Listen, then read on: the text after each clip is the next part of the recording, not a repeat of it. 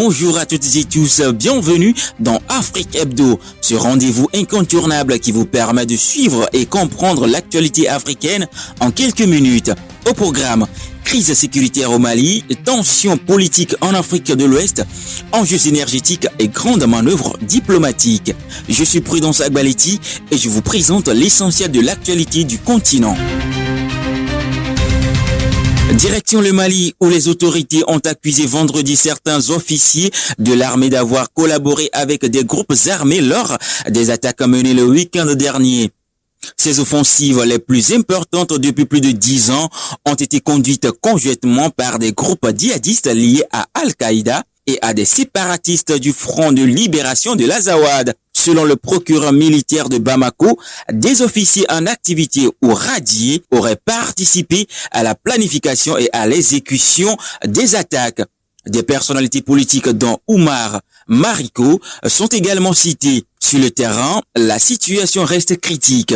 Plusieurs localités ont été attaquées. L'armée s'est retirée de zones stratégiques comme Kidal et des axes menant à Bamako ont été bloqués par les groupes armés. Toujours au Mali, face à cette escalade, l'ONU a réagi lundi à New York. Le secrétaire général Antonio Guterres a condamné ces attaques et appelé à un soutien international coordonné pour lutter contre le terrorisme au Sahel et répondre à l'urgence humanitaire. L'organisation rappelle que le Mali est plongé dans une crise sécuritaire depuis 2012 avec une extension progressive des violences vers le centre et le sud du pays.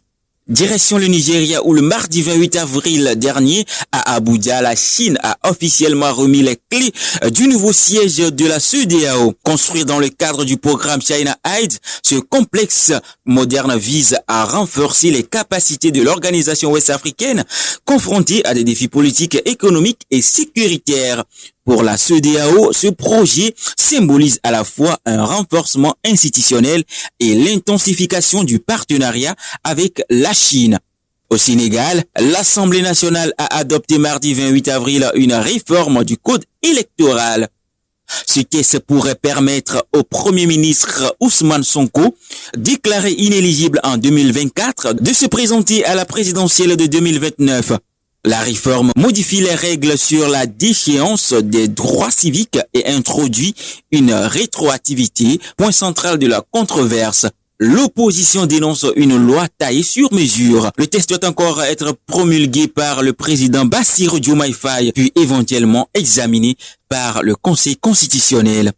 Et puis, la Banque mondiale a annoncé un financement de 8,2 milliards de dollars pour améliorer l'accès à l'électricité en Afrique subsaharienne où près de 600 millions de personnes en sont privées. Ce programme s'inscrit dans l'initiative Mission 300 lancée avec la Banque africaine de développement qui vise à raccorder 300 millions de personnes d'ici 2030.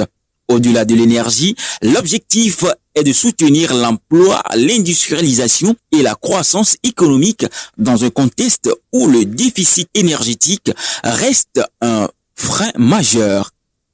En Afrique du Sud, les autorités ont expulsé Bellarmine Chatunga Mugambe, fils de l'ancien président zimbabwéen. Condamné pour des infractions à la législation sur l'immigration, il a plaidé coupable et est coupé d'une amende avant d'être reconduit hors du territoire. Initialement impliqué dans une affaire de tentative de meurtre liée à une fusillade survenue le 19 février, il a finalement été jugé pour des faits distincts, notamment liés à l'usage d'une arme factice. Son cousin, impliqué dans une fusillade, a été condamné à 3 ans de prison.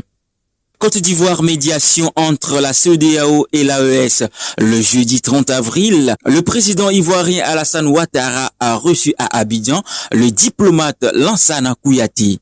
Récemment désigné négociateur en chef entre la CEDEAO et l'Alliance des États du Sahel AES, il est chargé de tenter de rétablir le dialogue avec le Mali, le Burkina Faso et le Niger. Sa mission consiste à rapprocher les positions ou à défaut organiser une séparation négociée pour éviter une crise régionale plus profonde.